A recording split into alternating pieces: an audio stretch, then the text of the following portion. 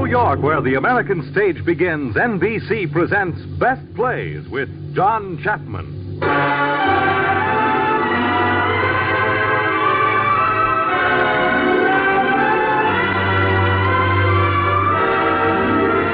Plays, a series of hour-length dramas based on the famous theatrical books begun by the late Burns Mantle, now edited by the distinguished drama critic of the New York Daily News, John Chapman.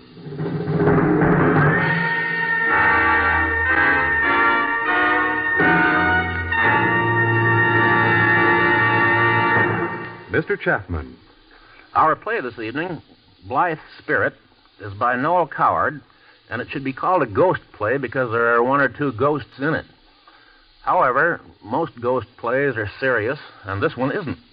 Take Hamlet, for instance, or Macbeth. Very serious. The ghosts in such works are always upsetting people. Of course, in book fiction, there were Thorne Smith's Topper and his playmates, who were funny and friendly. In play fiction, we have Noel Coward's enchanting spook, whom he calls Blithe Spirit. This lady is not going to drive anybody in the play you're about to hear to suicide or murder, or is she? At any rate, she's going to stir things up a bit, because Noel Coward is the gayest light comedy writer of our time, and there can't be any light comedy unless things do get stirred up. We ought to have a good performance of Blithe Spirit now, for our actors know their business and they know the play. They include John Loder, who will have most of the ghost trouble, Mildred Natwick, in the role she created on Broadway, and the funniest role this excellent actress ever had, Hayley Stoddard, the prettiest ghost I ever saw, who played Blithe Spirit for a long time on Broadway, and Ann Burr, who was on this program recently as the nurse in The Hasty Heart. Now, it's time for Noel Coward and our actors to take over.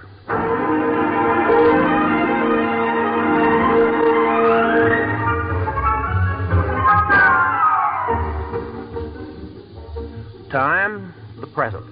The scene is England, the living room in a house in Kent. Charles Condamine and his wife, Ruth, are awaiting the arrival of a strange and unusual guest.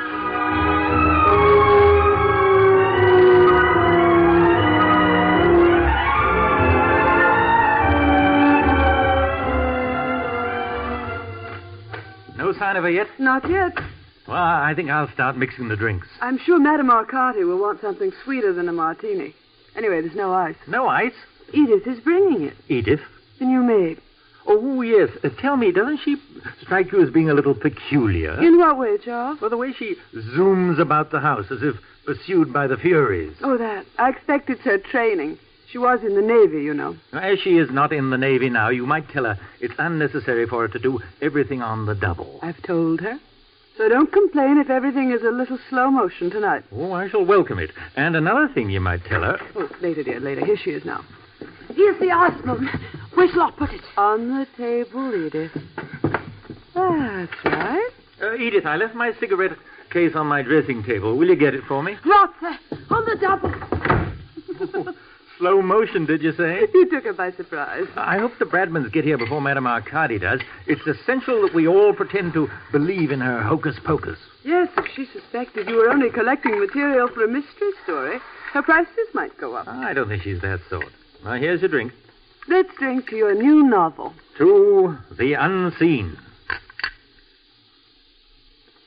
It's most awfully strong, darling. Yeah, I meant it to be. It's not every day we entertain a medium. And whoever she may bring with her from the spirit world, or whatever they call it. Charles, was Elvira a help to you? When you were thinking out a new book, I mean? Oh, every now and then, when she concentrated, but she didn't concentrate too often. I do wish I'd known her. I wonder if you'd have liked her. Oh, I'm sure I should. Yes, I'm sure I should, because, you know, I've never felt the least bit jealous of her. And that's unusual for the second wife not to feel jealous of the first. Poor Elvira, she died so young. Does it still hurt when you think of her? No, not really. Sometimes I almost wish it did. I feel rather guilty. But you haven't forgotten her. Oh, no, I haven't forgotten Elvira. I remember her very distinctly indeed. I remember how fascinating she was and how maddening. I remember how badly she played all games and how cross she got when she didn't win. I remember her her gay charm when she achieved her own way, and her extreme acidity when she didn't. I remember her physical attractiveness, which was tremendous, and her spiritual integrity, which was nil.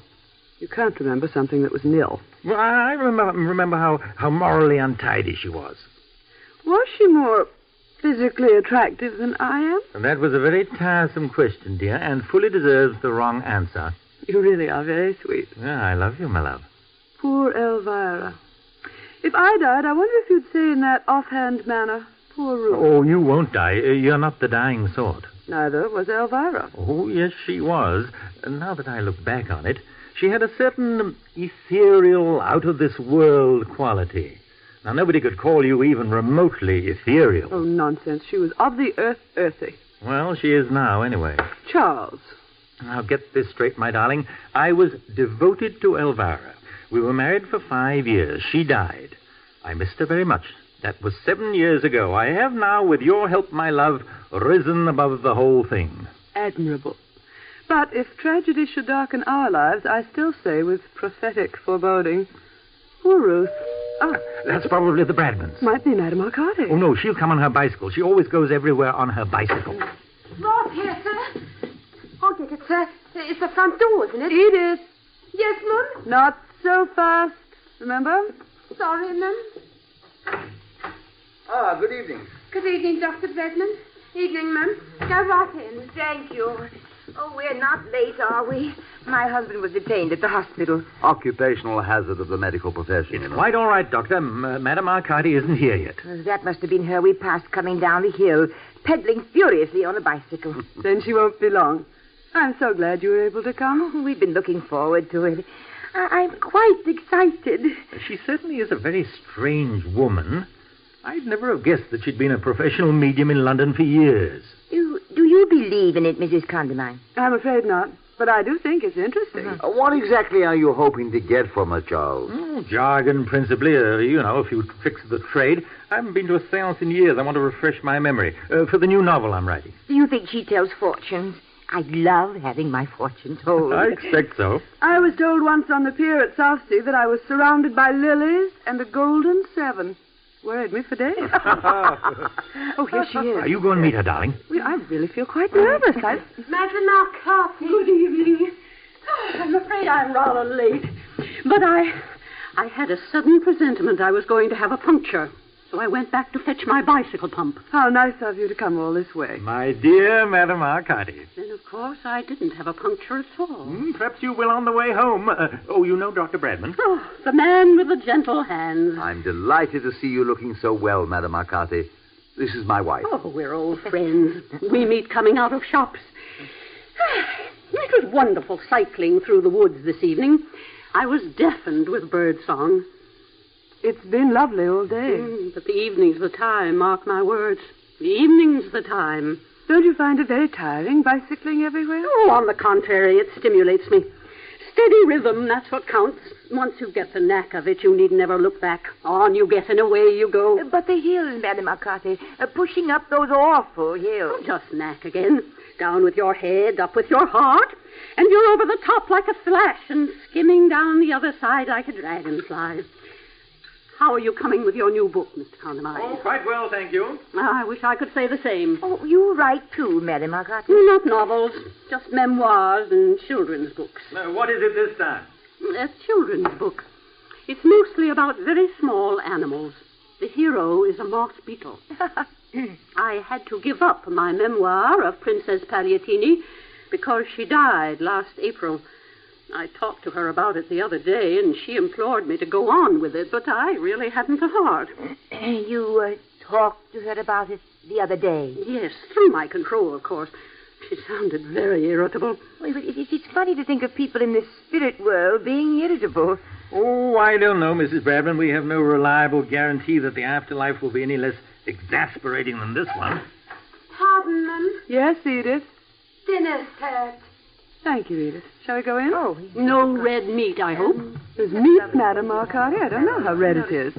Would you rather have an egg or something? No, thank you. It's just that I make it a rule never to eat red meat before a seance. It sometimes has an odd effect. What sort of effect? Well, there have been cases where... No, but I'm sure nothing like that will happen tonight. Anyway, we'll risk it.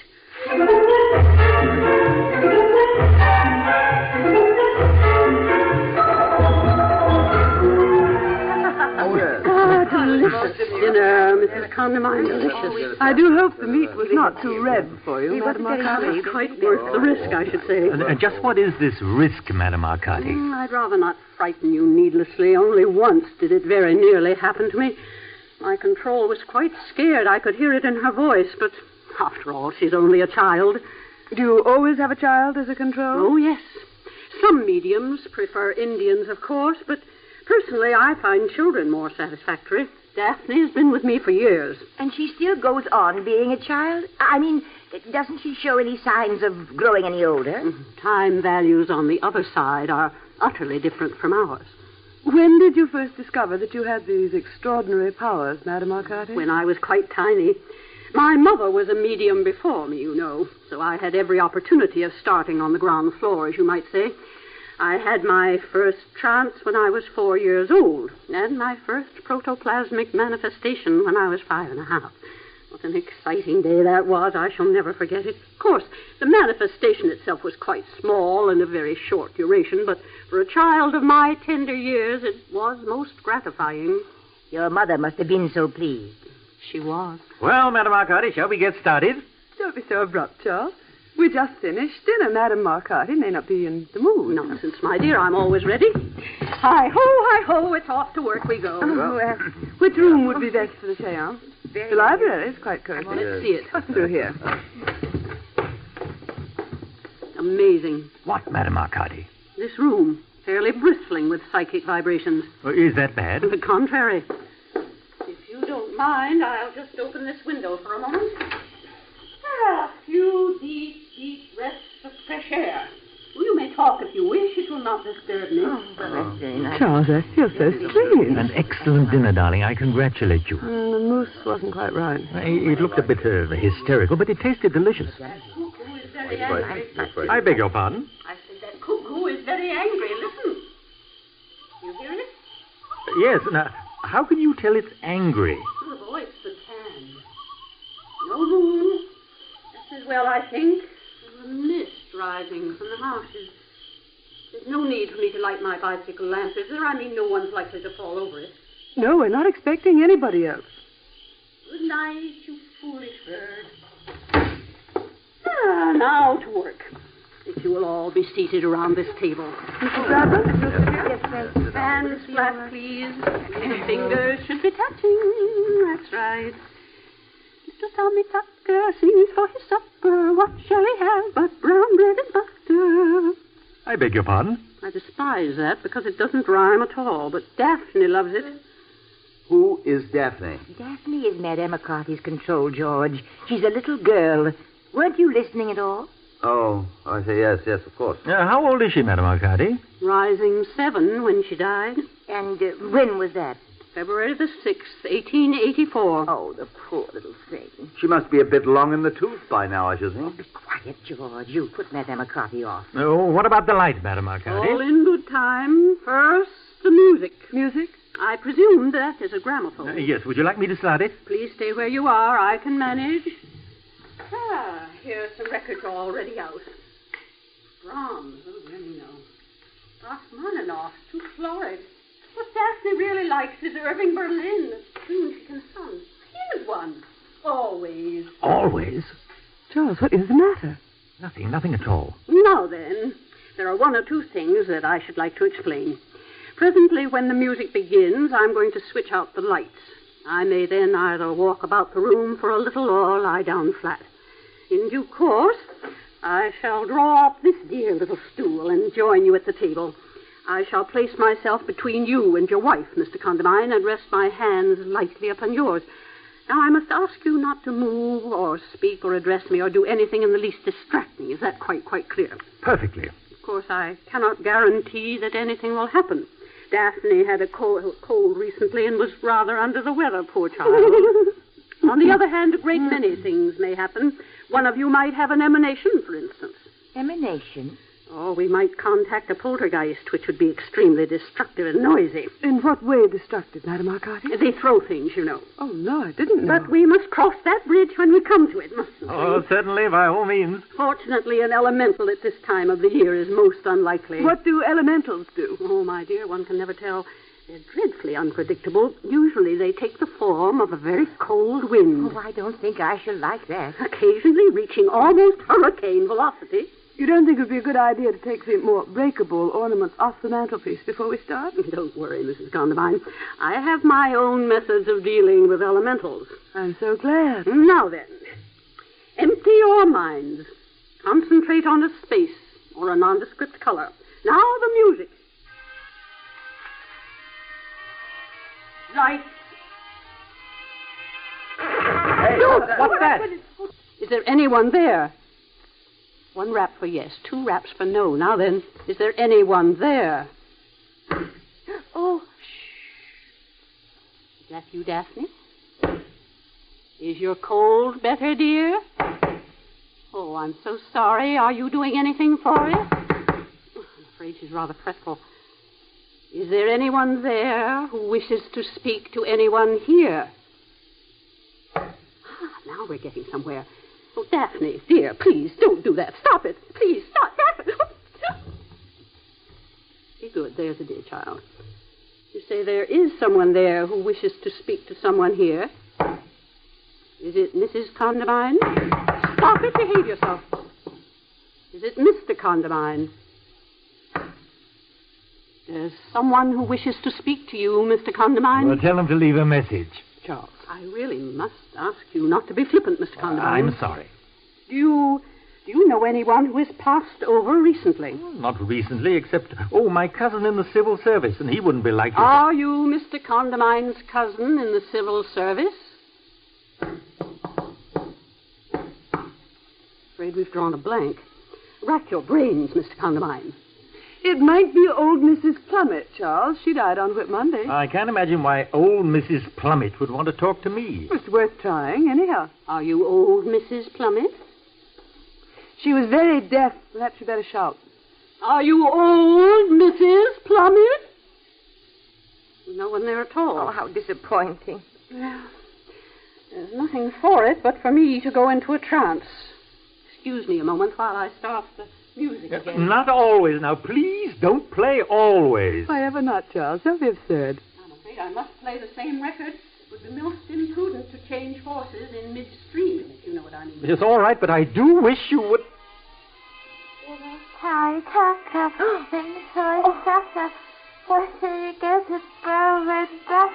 If that's Daphne, she ought to have her ad noise out. George, please. What was that? Madame Arcati. She seems to have fallen on the floor. In a trance, I've no doubt. The table, it's lifting up. It's trying to get away. Oh, press down hard. Then press down, George. Not knock the table over. I wasn't touching it. Want me to pick it up or leave it where it is? Well, how the devil should I know? No need to snap at me. Leave it where it is. Who said that? Who said what? Somebody said, leave it where it is. Oh, nonsense, Charles. I heard it distinctly. Well, nobody else did they? I never heard a sound. It was you, Ruth. You're playing tricks. I'm not doing anything of the sort. I haven't uttered a word. Good evening, Charles. Oh, ventriloquism, that's what it is. Ventriloquism. What is the matter with you, Charles? You must have heard that. One of you must have heard that. Heard what? You mean to sit there solemnly and tell me that none of you heard anything at all? Well, I certainly didn't. Neither did I. Oh, it's you who are playing the tricks, Charles. You're acting to try and frighten us. I'm not. I swear I'm not. Difficult to think of what to say after 7 years, Charles. Well, I suppose good evening is as good as anything else. Who are you? Elvira, of course. Don't be so silly. Oh, I can't bear this for another minute.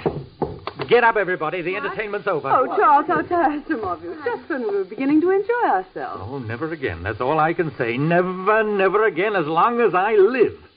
What on earth is the matter with you? Nothing. I'm sick of the whole business. That's all. Did you really hear anything we didn't hear, Condamine? Oh, no, of course not. I was only pretending.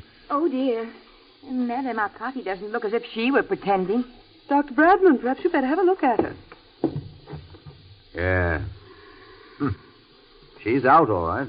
Well, bring her around. Bring her around as soon as possible, Doctor. I think we'd better leave her alone. We can't just leave her sprawled out on the floor like that. Of course not. Now, wake up, Madame Arcati. Wake up. It's time to go home. Here, go easy, old man. Get some brandy. Give her some brandy. Here, help me lift her into the chair. Charles, you're acting like a madman. There now. Wake up, Madame Arcati. Little Tommy Tucker, Madame Arcati. Here's the brandy. Good. Oh, Charles, you're spilling it all down her dress. Oh, he's coming, too. Are you all right, Madame Arcati? Certainly I am. Never felt better in my life. Well, what happened? What is satisfactory? Well, nothing much happened after you ended your trance. Oh, something happened, all right. I can feel it. No poltergeist, at any rate. That's a good thing. Any apparitions? Not a thing. No ectoplasm? I'm not sure what that is, but I don't think so. Very curious. I feel as if something tremendous had taken place. Well, Charles pretended he heard a voice in order to frighten her. Oh, it was only a joke. Very poor joke, if I may say so. Nevertheless, I'm prepared to swear there's someone else psychic in this room apart from myself. I don't see how there can be, really, Madame Arcati. I do hope I haven't gone and released something. However, we're bound to find out within a day or two. You mean it'll come back? I mean, if something is released, as you seem to fear? If any manifestation should occur, or you hear any unexpected noises, you'd better let me know at once. This one may not be dangerous, but I very much fear it is dangerous and deadly.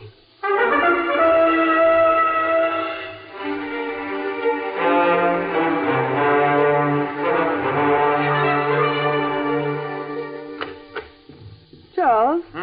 Oh, hello, Ruth. What's the matter with you? Matter? Yes, you seem odd somehow. Do you feel quite well? Oh, perfectly. I think I'll have a drink. Do you want one? No, thank you, dear. Oh, it seems rather chilly in this room. Come over by the fire. I don't think I'll make any notes on that seance tonight. I think I'll start fresh in the morning. Steady, Charles. You'll give yourself away. Good Lord. That was very clumsy, Charles, dear. Elvira. Then it's true. It was you. Of course it was. Charles? Charles, darling, what are you talking about? Are you a ghost? I suppose I must be. It's all very confusing. Charles, why do you keep looking over there and mumbling? Look at me. What's happened? Ruth, don't you see? See what? Elvira. Elvira? Oh, yeah, I forgot. You never met. Elvira, dear, this is Ruth. Ruth Elvira. Come and sit down, darling. Do you mean to say you can't see her? Now, listen, Charles. You just sit down quietly by the fire and I'll mix you another drink. But you must be able to see her. She's there. Look, right in front of you. Are you mad? What's happened to you? You honestly can't see her? Now, this joke has gone quite far enough, Charles. Sit down. Stop looking so idiotic. Well, what am I to do? What in the name of heaven am I to do? Well, I think you might at least be a little more pleased to see me. After all, you conjured me up. I didn't do any such thing. Nonsense. Here's of your course drink, you darling. did. That awful child with the head cold came and told me you wanted to see me. Urgently. Oh, it was all a mistake, a horrible mistake. Now, stop talking like that, Charles. I told you the joke has gone far enough. I've gone mad. That's what it is. I've just gone raving mad. Relax, Charles. Oh, how can I relax? I shall never be able to relax again as long as I live. Well, sit down anyway. You most certainly can't relax standing up. African natives can. They can stand on one leg for hours. I don't happen to be an African native. You don't happen to be what? An African native. What's that got to do with it? Oh, it doesn't matter, Ruth. Really, it doesn't matter. Would you like some more brandy? Yes, I think I would. I'll fix it for you. Very unwise, Charles. You always had a weak head for brandy. Oh, I could drink you under the table. There's no need to be aggressive, Charles. I'm doing my best to help you. I'm sorry. Here, now, drink this, darling. And then we'll go to bed. Get rid of her, Charles. Then you and I can talk. Now, that's a thoroughly immoral suggestion.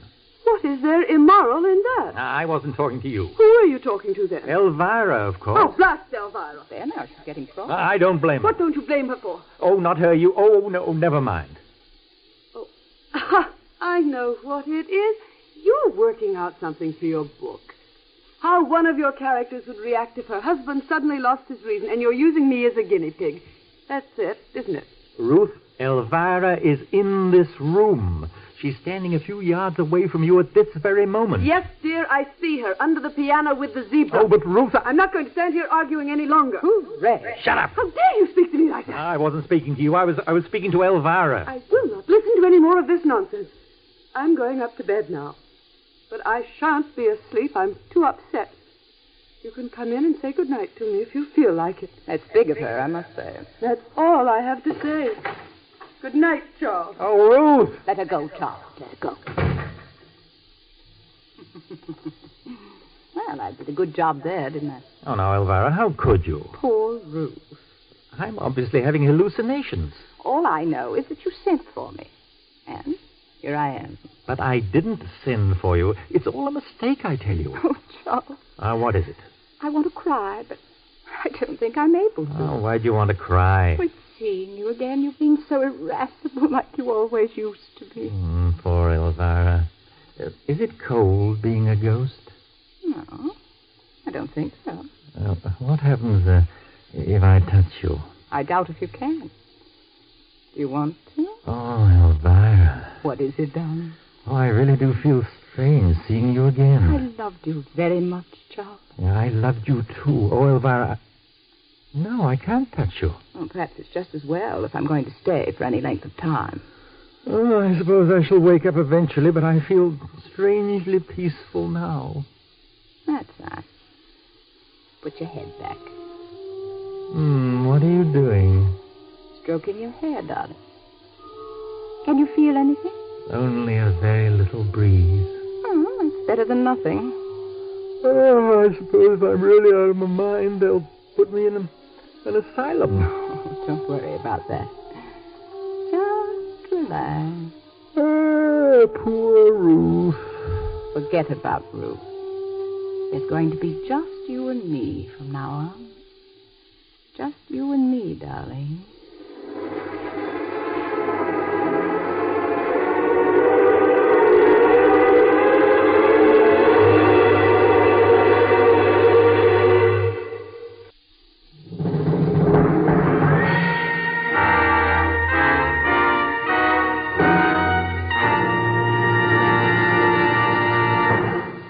We return to the Best Plays production of Blithe Spirit by Noel Coward, starring John Loder, Mildred Natwick, Halis Stoddard, and Ann Burr.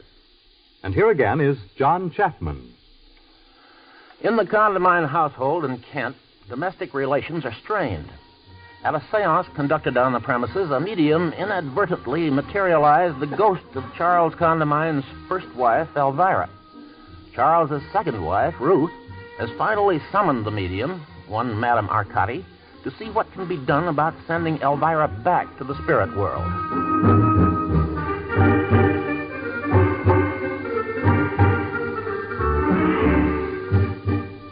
Now, Mrs. Condamine, you say she first materialized during the seance when I went into my trance. Not to me, to my husband. First, I thought he was joking, but now I know she's here, and he sees her. Capital. Oh, but that's splendid. From your own professional point of view, perhaps.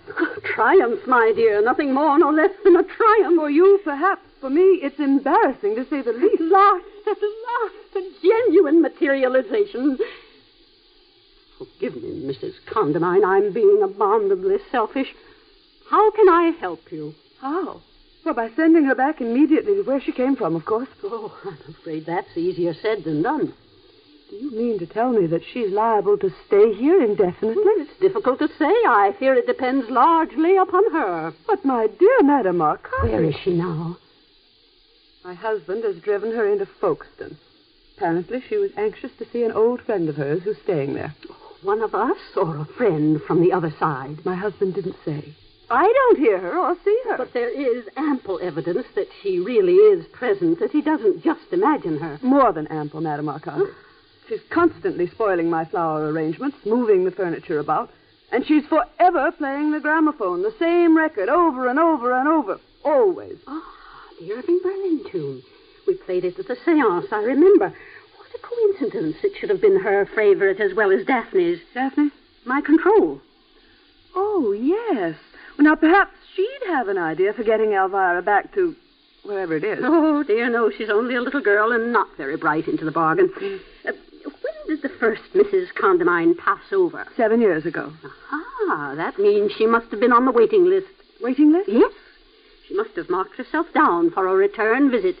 But she'd never have been able to manage it unless there was a strong influence at work. I am not particularly interested in the question of how she got here.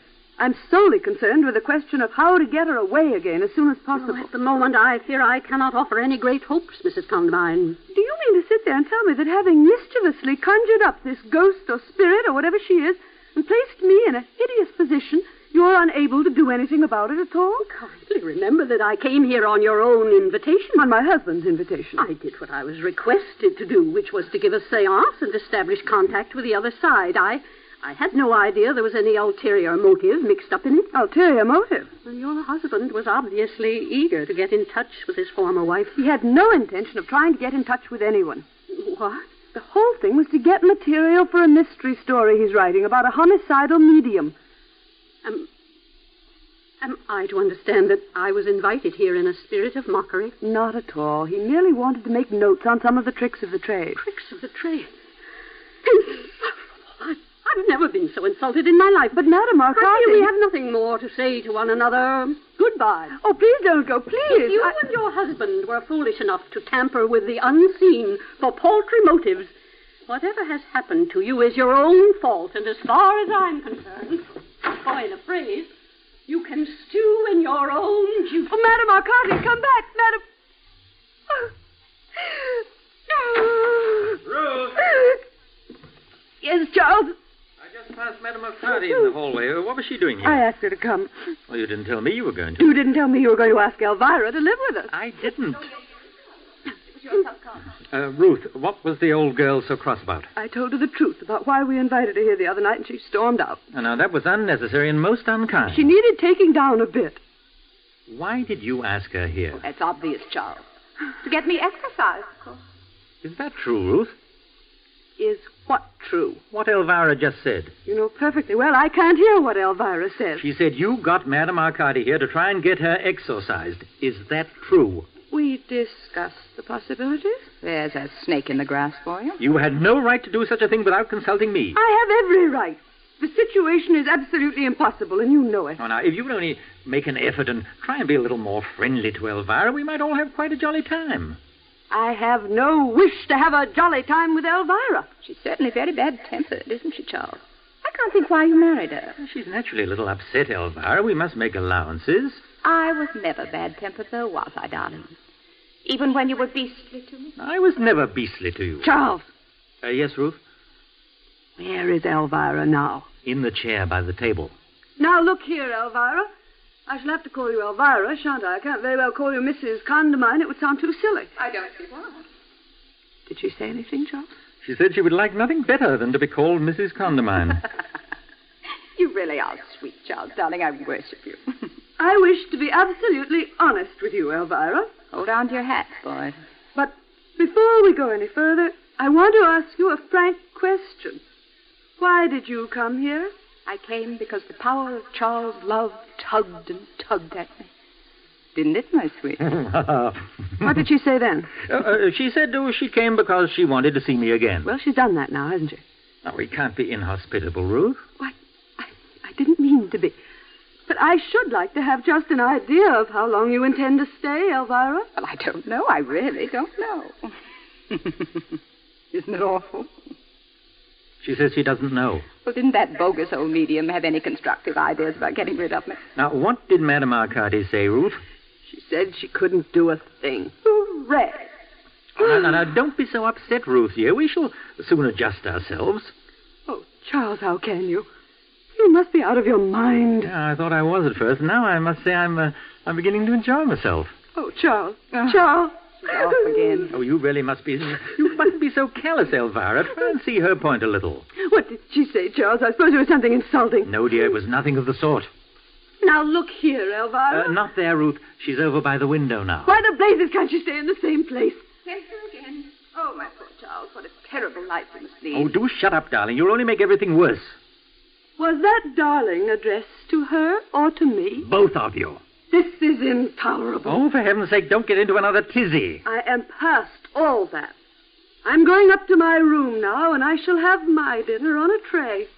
You and she can have the house to yourselves and joke and gossip with each other to your heart's content. Oh, Ruth, please don't be like but that. The first thing in the morning, I am going up to London to interview the Society for Psychical Research on ways and means of getting rid of her. And if they fail me, I shall go straight to the Archbishop of Canterbury.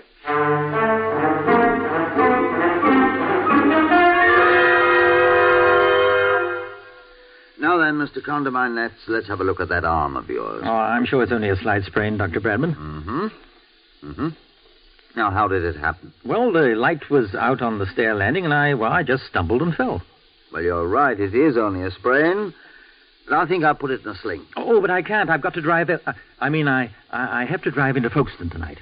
Well, all right. If you promise to go very slowly and carefully, your gear shift is on the right, isn't it? Yes. Well, use that left hand as little as possible. How is he, Doctor? It's not serious, I hope. Oh, no, just a sprain. It's curious your husband and your housemaid falling downstairs on the same evening, isn't it? Very curious. Well, goodbye, Mrs. Condamine. And careful driving, Condamine. The roads are slippery today. Charles. Yes? Is Elvira in here now? No, she went out for a walk. I must talk to you about it, Charles. It's important. I implore you to listen carefully to what I have to say. Oh, you're not going to start making scenes again, are you? No, but I warn you, Charles. My patience is being stretched to the utmost. As far as I can see, the position is as difficult for Elvira as for you. Now, the poor little thing comes trustingly back from the dead, and what's she faced with? Nothing but brawling and hostility. What did she expect? Oh, now, surely even a ghost has the right to expect a little of the milk of human kindness. Milk of human fiddlesticks. Now, that just doesn't make sense, dear. Elvira is about as trusting as a puff adder, and a good deal more dangerous into the bargain. Dangerous? Oh, I never heard anything so ridiculous. This is a fight, Charles. A bloody battle. A duel to the death between Elvira and me. Do you realize that? No, I don't. Charles, listen to me. She came here for one purpose, and for one purpose alone. It's to get you to herself forever. Oh, that's absurd. How could she? By killing you off, of course. Killing me? You're mad. Why do you suppose Edith fell on the stairs last night the same way you did? Well, what's Edith got to do with it? Because the whole of the top stair was covered with axle grease. Cook found it afterwards. You're making this up, Ruth. I'm not. I swear I'm not. Why do you suppose when you were cutting that dead branch out of the pear tree, the ladder broke? Because it had been practically sawn through on both sides. But why should she want to kill me? I can understand her wanting to kill you, but why me? If you were dead, it would be her final triumph over me. She'd have you with her forever on her damned astral plane, and I'd be left high and dry. She's probably planning some sort of spiritual remarriage. I wouldn't put anything past her. Ruth. You do see now, don't you? Well, she couldn't be so sly, so wicked. She couldn't. Couldn't she just? I grant you, as a character, she was always rather light and irresponsible, but I'd never have believed her capable of low cunning. Perhaps the spirit world has deteriorated her. Oh, Ruth. For heaven's sake, Charles, this is serious. Oh, what are we to do? I'm going to take the car now and drive over to Madame Arcati's. I don't care how cross she is. She's got to help us. And whatever you do, don't let Elvira know that we suspect a thing.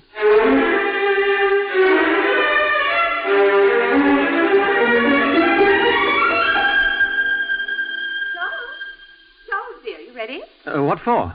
To drive into Folkestone, of course. Oh, there's no hurry, is there? The movie doesn't start for another hour. I don't believe you want to take me at all. Oh, but of course I want to take you, Elvira, but I still think it would be more sensible to go tomorrow. It's a filthy night, and we might have an accident on the road. Well, does that strike you as funny? No, dear. Only familiar. All through our married life, I only had to suggest something for you to start hedging. I'm not hedging. I merely said that... All right. We'll spend another cozy, intimate evening at home, with Ruth sewing away at that hideous centerpiece and snapping at us like a terrier. Ruth is perfectly aware that the centerpiece is hideous. It happens to be a birthday present for her mother. Now, it's no use defending Ruth's taste to me. Look at this room. She's ruined. Look at those curtains and that awful shawl on the piano. And this hideous vase. If you don't behave yourself, I shan't take you to Folkestone ever. Oh, please, Charles, please. Let's go now. Why can't we? Oh, for one thing, the car won't be back for half an hour at least. What do you mean? Ruth's taken it. She had to drive to the village. What? Oh, what on earth's the matter? Ruth? Ruth has taken the car? She won't be long. Oh, stop her. Go out and stop her immediately. It's too late now. She's been gone 10 minutes at least. Oh, no. No. Oh, what are you going on like this for? What have you done? Done? I haven't done anything. What are you in such a state for? Well, I'm not. I don't know what you mean. You've done something dreadful. Don't look at me like that, Charles. I haven't done anything. I swear I haven't. The car. You tampered with the car. No, Charles, no. Oh, Ruth was right. You did want to kill me. What did you do, Elvira? Nothing. Answer me. I didn't do anything, Charles. I swear. Elvira.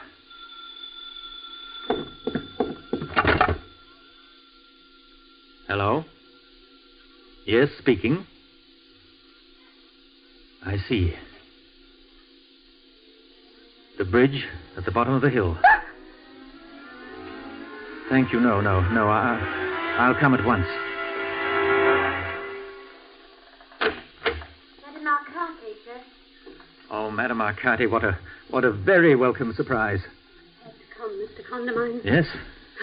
I felt a tremendous urge, like a rushing wind, so I hopped on my bike, and here I am. It was very kind of you. Oh, no. It was my duty.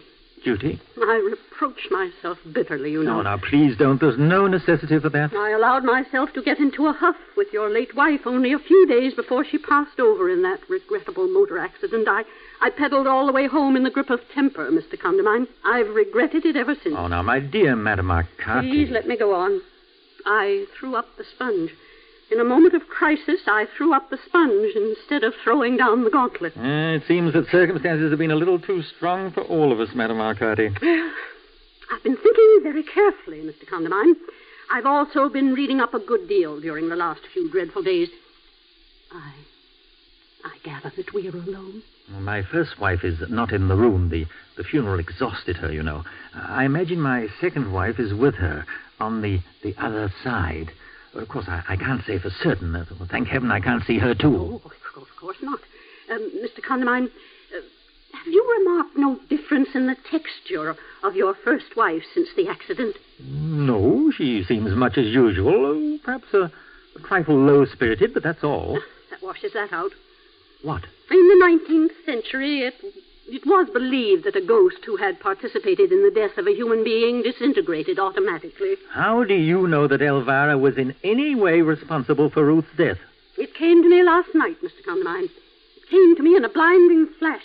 I had just finished my Ovaltine and turned out the light when I suddenly started up in bed with a loud cry. Great Scott, I said, I've got it. And here it is, the formula.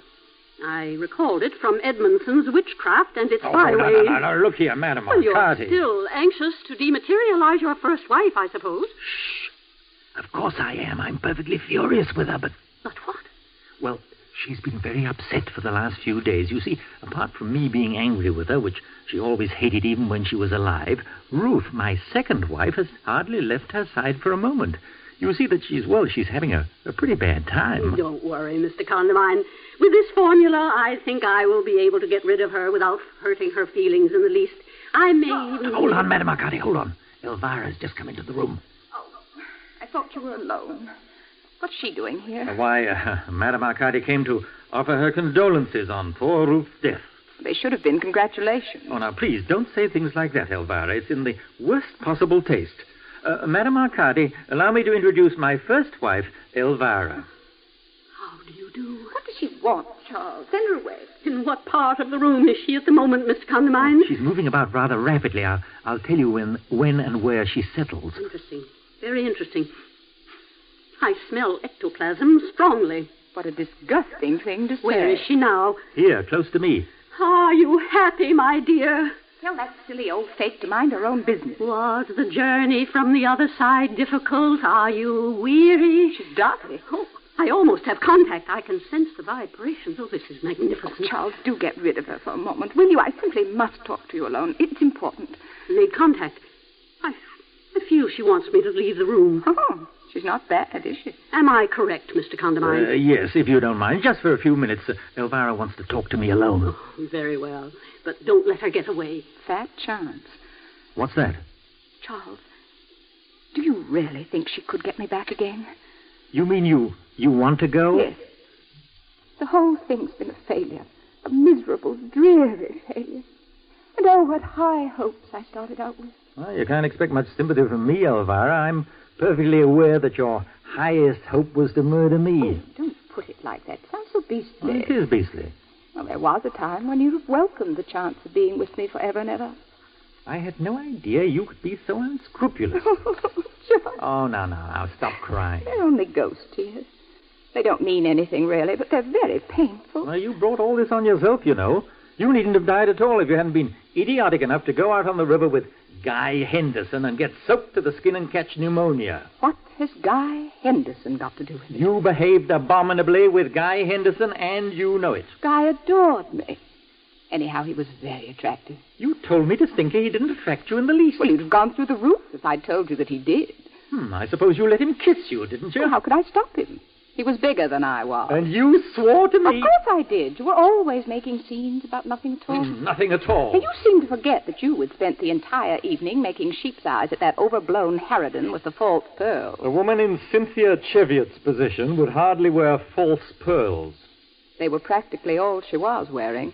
I am pained to observe that 7 years in the echoing vaults of eternity have in no way impaired your native vulgarity. I don't see what there is to laugh about. Oh, Charles, you never suspected it, but I laughed at you steadily from the altar to the grave. All your ridiculous petty jealousies and your fussings. You were reckless and irresponsible and morally unstable. Oh, I realized that before we left Budley Salterton. Nobody but a monumental bore would have thought of having a honeymoon at Budley Salterton. Oh, what's the matter with Budley Salterton? Oh, I was an eager young bride, Charles. I wanted glamour, music, romance. All I got was potted palms and 7 hours a day on a damp golf course. It's a pity you didn't tell me so at the time. Well, I did, but you wouldn't listen. That's why I went out on the moors that day with Captain Bracegirdle. I was desperate. What, you swore to me that you'd gone over to see your aunt in Exmouth. It was the moor. Oh, what a fool I was. What a blind fool. Did he make love to you? Of course. Oh, Elvira. Only very discreetly. He was in the cavalry, you know. Well, all I can say is I'm well rid of you. But you're not rid of me. Oh, yes, I am. You're dead and Ruth dead. I shall sell this house lock, stock, and barrel and go away. I shall have to follow you. That's one of the rules, you know. You called me back, so you're stuck with me. I did not call you back? Well, somebody did, and it's hardly likely to have been Ruth. Well, nothing could have been further from my thoughts. Why, you were talking about me before dinner that evening. I might just as well have been talking about Joan of Arc, but that wouldn't necessarily mean I wanted her to come and live with me. She's rather fun, as a matter of fact. I'll stick to the point. When I think of what might have happened if I'd succeeded in killing you, it makes me shudder. Nothing but bickering and squabbling forever and ever and ever. I swear I'll be better off with Ruth.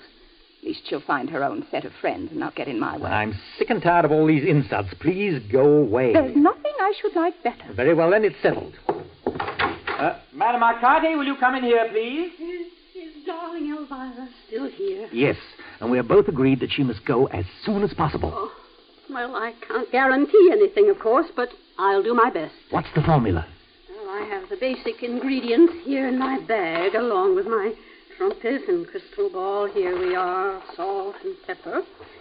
We ought, of course, to have some shepherd's wort and a frog or two, but I think I can manage without. This is going to be a flop.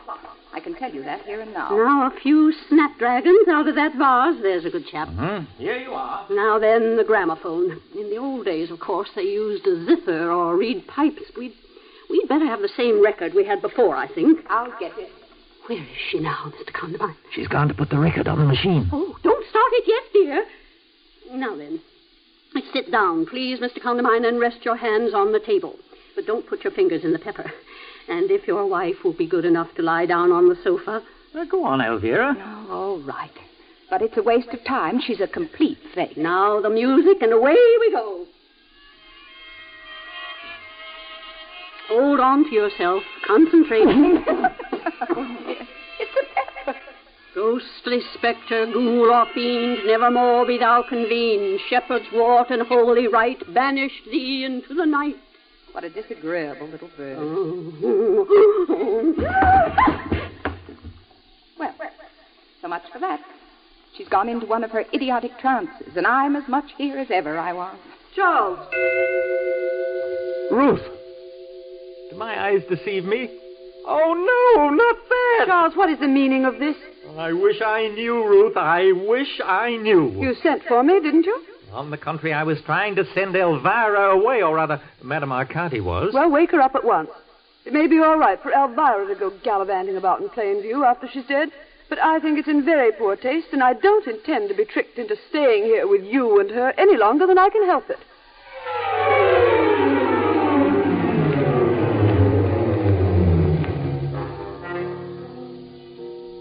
Oh, it's no use, Charles.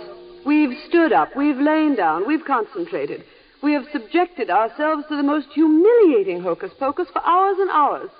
We've endured 5 seances, watched that tiresome old woman fling herself in and out of trances till we're dizzy and still no result. Well, it's not my fault. If she can't get us back, we'll have to think of something else.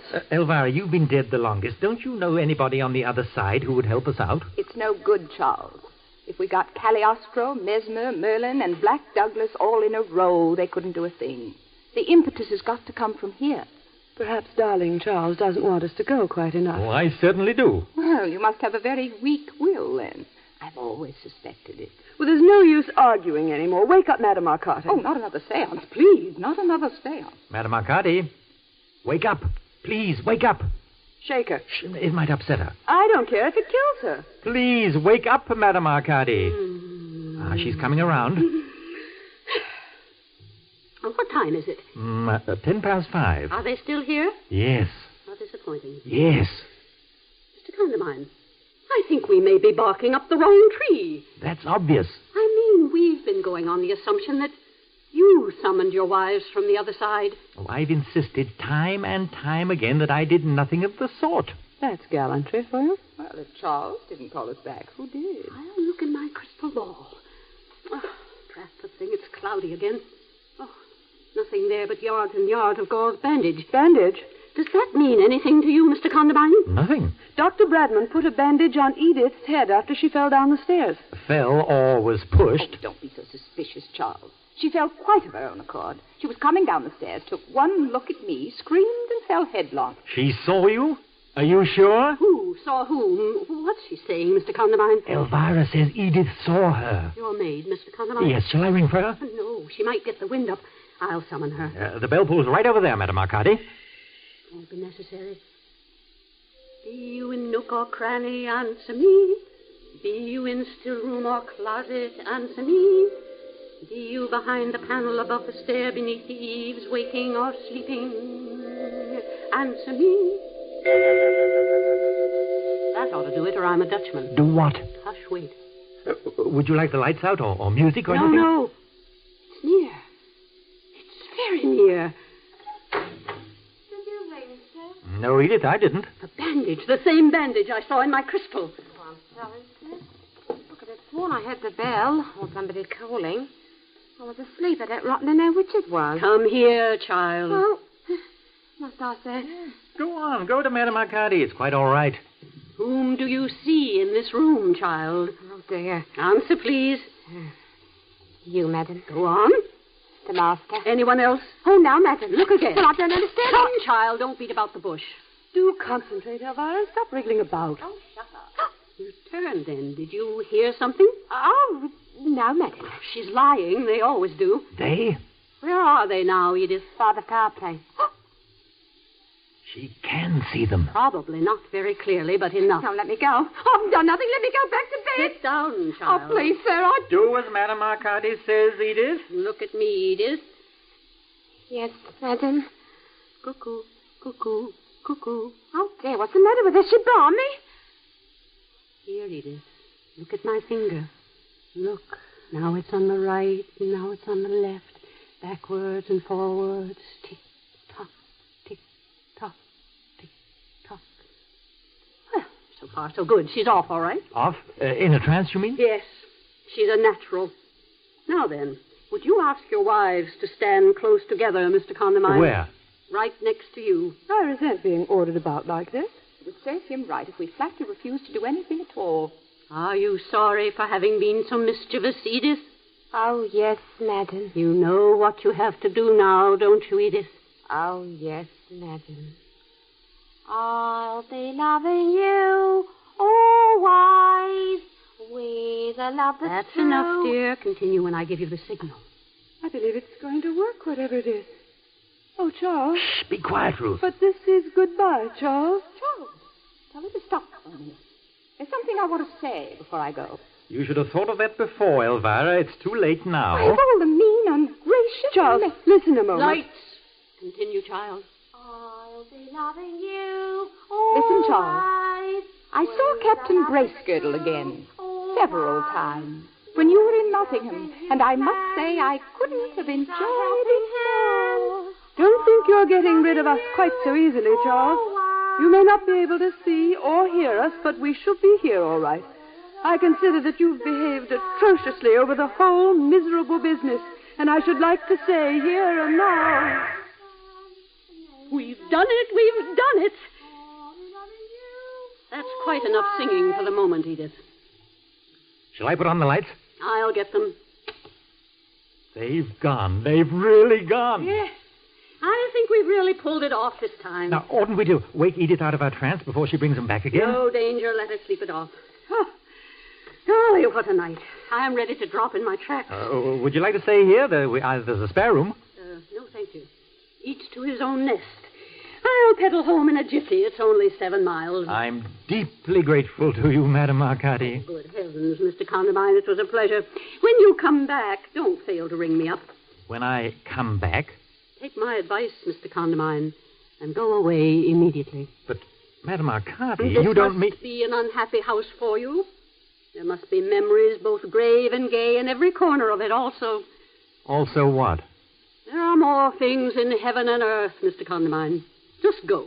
Pack your traps and go as soon as possible. Do you mean they may still be here? Quien sabe, as the Spanish say. I wonder.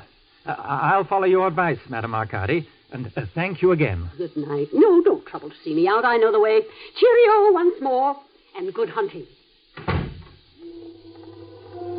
Ruth!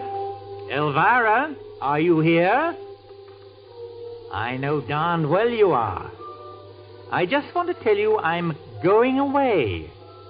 I don't think you will be able to follow me. In spite of what Elvira said, I don't think spirits can travel over water. Oh, just one final word to you, Elvira. You were very silly to think I didn't know about you and Captain Bracegirdle. But what you didn't know, that I was extremely attached to Paula Westlake at the time. I thought you were listening. And a word to you, Ruth, and then I'm finished. I was reasonably faithful to you, Ruth, my dear, but I doubt if it would have lasted much longer. You were becoming increasingly domineering, you know. So goodbye to both of you. Parting is such sweet sorrow.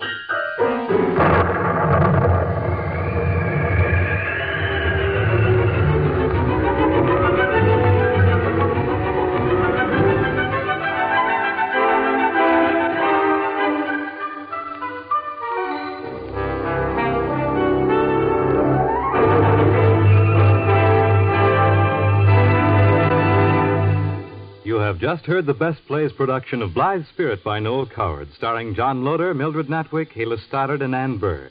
And here is your host, drama critic John Chapman. Well, most husbands get haunted by their wives one way or another, I suppose. Somebody ought to write a play about wives being haunted by husbands. Blithe Spirit was good fun. And thanks to Miss Natwick, Miss Stoddard, Mr. Loder, Miss Burr, and their fellow players for making it fun. Next Sunday, we will have 2 best plays instead of 1. They will be 2 one-actors by the leading American playwright of our time, Eugene O'Neill. One is Bound East for Cardiff, and the other is The Long Voyage Home. Both dramas of the sea, you will remember. Our company will include William Marshall, Raymond Edward Johnson, and Joan Loring. This is Chapman saying good night until next Sunday. Best Plays is directed by Ed King. This is NBC, the National Broadcasting Company.